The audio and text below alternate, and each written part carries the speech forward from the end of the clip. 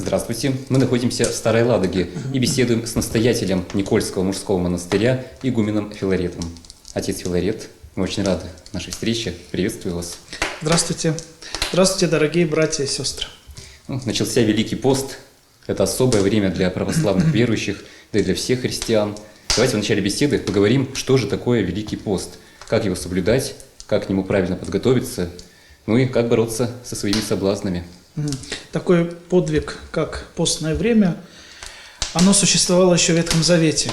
И мы видим в ряде ветхозаветных книг, когда праведники, Божьи угодники возлагали на себя время ограничения.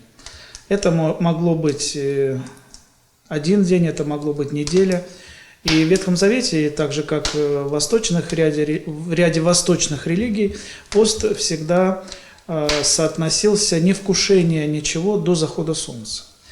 А в христианском понимании пост имеет совершенно иное предназначение. Но прежде хочу сказать, что это, конечно, еще в древней христианской церкви пост уже существовал в той или иной мере.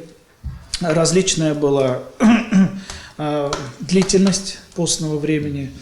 Но что касается духовного содержания этого времени, то, конечно же, пост не сводится лишь к тому, чтобы поменять свой рацион. Конечно же, постное время – это время преодоления в себе определенных наклонностей. Мы, христиане, боремся с грехами, мы боремся с нашими недостатками, которые портят и нашу жизнь, и жизнь наших близких. Поэтому все, что не происходит сейчас во время Великого Поста, если мы придем на богослужение, если мы будем просто читать постную какую-то литературу о посте, то мы увидим, что везде и постоянно будет упоминание о том, что человек, ты должен поменяться, человек, пока есть у тебя возможность, ты должен изменить себя в лучшую сторону. И, конечно же, постное время – это, как мы всегда говорим, время добрых дел, когда мы можем примириться с нашими близкими, когда мы можем простить, понять. Ну и, конечно же, путь совершенствования, он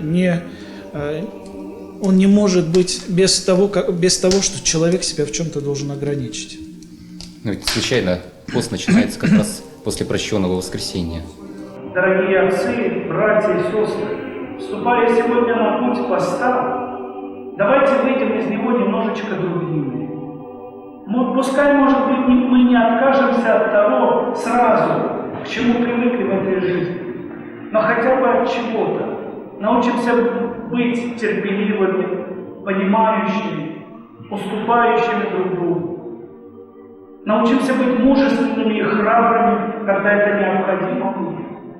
Научимся с вами быть такими, какими, как я всегда говорю, хочет нас видеть Христос. И, конечно, сегодня мы просим друг у друга прощения. Поэтому сегодняшний вечер, чтобы вошли мы в Великий пост, я бы очень хотел попросить вас простить меня грешного, помолиться. Вот самое главное, чтобы мы друг друга прощали и молились. Поэтому, конечно же, не все сводится к пище, не все сводится к ограничению мясной и молочной продукции, а, конечно же, к духовной работе над собой. Вот это самое важное. Но если все-таки мы заговорили о пище, то есть такие категории людей, которым необходимо полноценное питание. Ну, например, тем, у кого проблемы со здоровьем, или, скажем, беременным женщинам. Вот как им себя вести во время поста? Пост для здоровых. Это самое первое и важное правило, которое мы с вами должны помнить. Существует ограничение. Допустим, человек лежит в больнице. Он должен вкушать все то, что ему дают. Допустим, человек страдает какими-то заболеваниями хроническими, которые требуют употребления определенной пищи, определенного вида еды.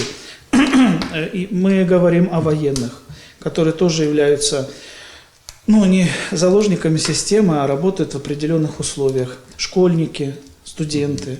То есть есть определенные категории, для которых есть возможность иметь некое послабление. Но если люди верующие, если они христиане, посещают храм, то, конечно же, перед Великим постом хорошо прийти к священнику и спросить благословения на послабление в пост. Или человеку разрешат вкушать молочную пищу, или он будет кушать всю неделю там рыбную продукцию какую-то, да. То есть, но еще раз хочу сказать, это внешняя сторона. Самое важное, чтобы мы понимали, что пост – это ограничение, и в других моментах, может быть, лишний раз и в соцсети не надо смотреть, и телевизор где-то не посмотреть, да, а где-то, наоборот, лишний раз открыть какую-то духовную литературу и почитать. Вот это самое важное. Когда это все идет как бы вместе, тогда действительно человеку будет большой плюс. И вот мы с вами говорили перед тем, как сегодня встретиться с нашими зрителями, что сегодня же время, период, когда многие переболевшие коронавирусом нуждаются в поддержке. Поэтому здесь тоже можно сказать, что для таких людей, перенесших эту болезнь, тоже есть определенное послабление. Нужно обратиться к священнику, взять благословение и, конечно, потреблять то, что вам разрешено. А свадьбы играть можно в это время? Вообще, конечно же, нет. Постное время – это не время для вот таких вот важных событий в жизни человека, потому что для этого есть свои периоды, свое время. Вот многим, наверное, будет интересно, а как вы сами поститесь? Вот поделитесь, какой у вас минимум? Ну, я хочу сказать, что мы совершаем постное, так сказать, поприще согласно уставу.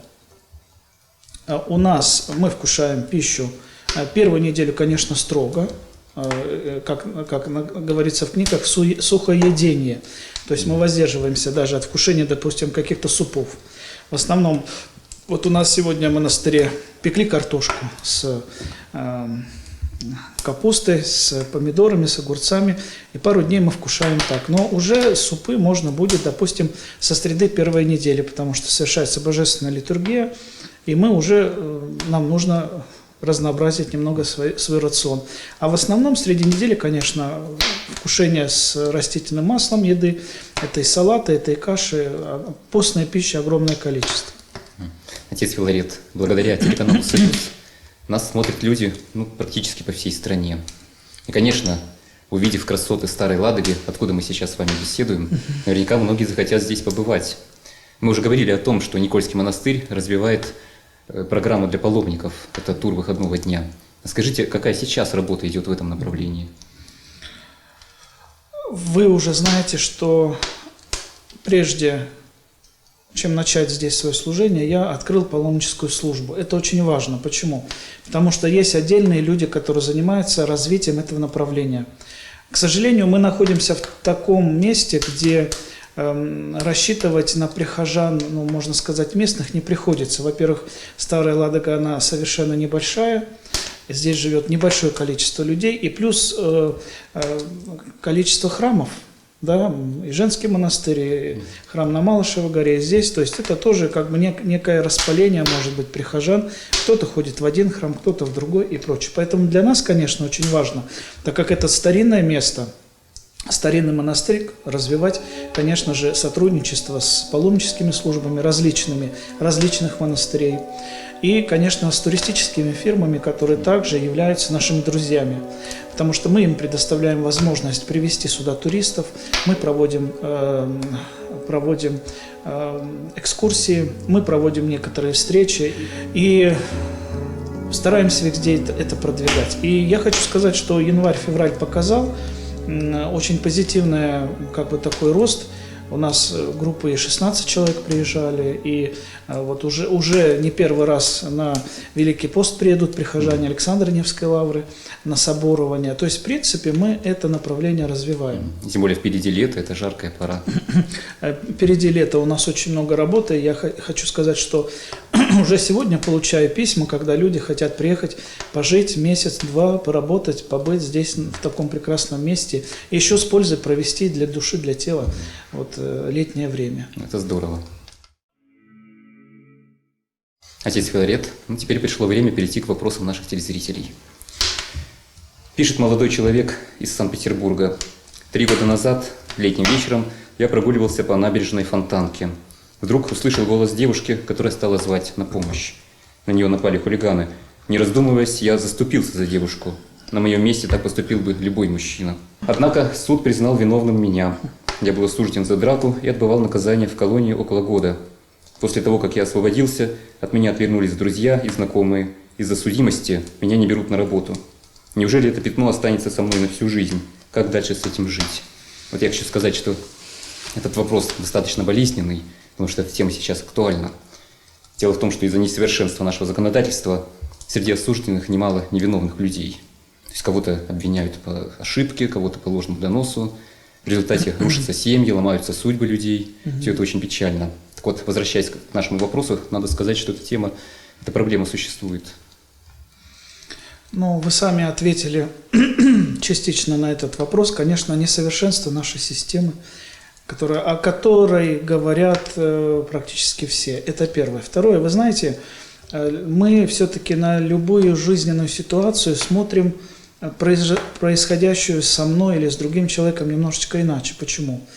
Когда я прочитал этот вопрос, готовился, конечно, думал, что мне ответить человеку, потому что чувствуется внутренняя боль от того, что вроде бы сделан хороший благородный поступок, но этот поступок повлек за собой цепь определенных событий, которые так или иначе очень, навредили человеку, я бы так сказал. Я сегодня хочу вспомнить наших воинов. Вот когда человек на поле брани умирает за свою родную землю, он не ждет, что ему скажут спасибо. А он отдает свою жизнь, проливает кровь за близких и любимых ему людей. Это первое. И в Священном Писании мы говорим, что такой вид любви, кто нет больше любви, кто душу свою отдаст за друзей своих. Эти воины, которые отдают свою жизнь за свою землю, за родных, за родной дом, за любимых, они не думают потом, как их будут почитать или как им будут отдавать почести. Они выполняют свой долг. Вот так же и здесь. Когда пришло в вашей жизни вот такое событие, вы герой, потому что вы поступили по долгу совести, и как это необходимо поступить любому мужчине, заступиться за того человека, которого обижают. И здесь, вы знаете, не надо ждать благодарности, потому что зачастую бывает так: не делай добра, не получишь зла. Это вот такая мирская мудрость, которая не соответствует христианскому пониманию вообще жизни. Когда мы делаем что-то, мы не ждем благодарности. Мы не ждем, что нас будут величать и все прочее. Что касается того, что так произошло, вы прошли уже этот путь. Вот я хочу сказать этому человеку, что вы прошли этот путь достойно. Если кто-то от вас отвернулся, вы не переживайте. Почему? Потому что отворачиваются и уходят не настоящие друзья. Настоящих друзей много не бывает, и настоящий друг останется всегда. В любой ситуации. В любой ситуации, да. Это предпоследнее. А последнее с пятном, да, все пройдет, и это тоже пройдет. И я думаю, вы увидите свет, так сказать, в конце тоннеля своей жизни. И жизнь со временем, она же все равно как-то скрашивает все, и появятся близкие люди, дорогие, любимые, и найдется работа, потому что в нашей жизни есть люди, которые приходят из мест заключения и начинают новый период своей жизни, закрывают все, что было до этого. Не надо жить в прошлом. Но то, что, конечно, еще раз хочу сказать, то, что человек поступил как герой, вот в этом плане хотел сказать ему спасибо. А все, что остальное, надо это пережить. Да, и пережить как испытание. Потому что даже святые отцы говорят, если ты сделал что-то хорошее, жди, что обязательно будет какое-то искушение. Вот в этой жизненной ситуации искушение, к сожалению, получилось вот так, трагически, можно сказать, не очень приятно. Следующий вопрос к нам пришел из Донецка. Пишет Борис. Скажите, батюшка, могут ли быть полезными монастырю участники боевых действий на Донбассе, не нашедших себя в обществе вследствие душевной раны? Можно ли социализировать этих людей? Когда была окончена афганская война, много молодых ребят оказались покалеченными жизнями, психикой и судьбой, потому что их призывали убивать, они объяснили почему. Это, по крайней мере, во многих программах говорится. И действительно, по долгу своей службы я встречался с ребятами, с афганцами. И действительно, это люди, у которых много вопросов осталось. Что касается сегодняшнего события, трагического события, которое началось задолго до сегодняшнего дня, да, Мы, конечно, все сопереживаем. Переживаем тем людям, которые там страдают, прежде всего. Мы переживаем, конечно, за воинов, которые отстаивают, может быть, свою правду и защищают свои дома. Что касается монастыря, то, конечно, в этом плане человеку, такому человеку, все-таки должен помочь специалист, который бы помог адаптироваться. Почему? В духовном плане, конечно, немножко проще, потому что человек все-таки в монастырь уходит, когда у него какие-то духовные вопросы, терзания, желание как-то поменять свой духовный мир, образ жизни. Конечно, он приходит в монастырь, конечно, он трудится и все прочее. Если такой человек приедет в монастырь потрудиться, побыть, пожить, почему бы нет, почему бы не попробовать? Но ждать от того, что что-то забудется и человек станет, может быть, другим, сразу же, я думаю, что нельзя об этом даже и говорить. Поэтому, конечно, сопереживаю, сочувствую. Если есть возможность, надо просто начать пока ходить в храм. Вот поблизости есть православная церковь, пойдите, поговорите с батюшкой. Какие есть у вас вопросы, переживания, расскажите ему. Начните читать Священное Писание. То есть, понимаете, иногда человек настолько уходит в себя, что помочь себе может только он, осознав, поняв, что надо жить так же дальше, несмотря на то, что вот такая жизненная ситуация была. Вот вы сказали, что человеку следует обратиться к специалистам. Вы имеете в виду к психологам? Есть православные врачи, можно и к православным врачам. Есть сейчас такое понятие, как православные психологи, если он человек верующий и доверяет. Потому что все-таки, понимаете, у любого врача есть внутренний мир, есть внутреннее понимание, как помочь. Вот я верующий, и я еще специалист. И я понимаю, какие слова надо найти человеку, чтобы его не обидеть, не дать ложные надежды и направить правильное русло. Поэтому, возможно, может быть, обратиться к какому-то православному психологу, который бы мог помочь, разделить, почему бы нет. Потому что врачи даны нам от Бога, и ими надо обязательно воспользоваться. Вот следующее обращение поступило в форме видео-вопроса. Давайте посмотрим видео. Здравствуйте, батюшка. Я бы хотел поставить свечку в вашем монастыре в иконе Николая Чудотворца, но нахожусь далеко и пока нет такой возможности приехать. Можно у вас как-то это сделать через интернет? Сегодня, слава Богу, есть интернет, и мы можем даже через интернет заказать записку. Как это и воспользовалось огромное количество прихожан. И даже можно поставить свечу сейчас через интернет, прислать пожертвования и указать в письме: пожалуйста, поставьте свечи за мое здравие там, перед такой-то иконой, или, пожалуйста, помолитесь за меня. То есть сегодня никаких проблем нет в том, чтобы человек выполнял свои вот эти религиозные запросы. А следующий вопрос, вот как раз продолжение темы. Пишет Елена, пенсионер. Живу в деревне. Ближайшая церковь находится далеко. По состоянию здоровья не могу до нее добраться. Скажите, можно ли молиться дома перед иконой? Да, безусловно. Человек должен обращаться к Господу Богу в любом положении. Дома он находится, путешествует, куда-то идет, выполняет какую-то свою работу и прочее, прочее. Мы всегда должны обращаться к Богу или за молитвой поддержки. Мы просим Господа благословить наше какое-то доброе дело или наше вообще то дело, которое мы сейчас совершаем. Завершился какой-то жизненный этап. Мы, конечно, Богу обращаемся и благодарим Его за то, что Он нам помог. Да? И прочее, прочее. Поэтому, конечно же, молиться необходимо дома. Но если храм находится там сильно-сильно далеко, в любом случае нельзя себя оставлять без церковного окормления. Хотя бы раз там в полгода, накануне или Великим постом, или накануне каких-то больших праздников, все равно где-то рядышком должен быть храм, все равно должен быть батюшка, который по просьбе обязательно к вам приедет домой, причастит вас дома, если вам тяжело куда-то добраться, да, и прочее. То есть самое главное, чтобы человек хотел вот этого церковного общения, потому что все-таки без таинств сложно жить. Отец Филарет, к сожалению, время нашей программы подошло к концу. Пожелайте, пожалуйста, нашим телезрителям напутственные слова во время Великого Поста.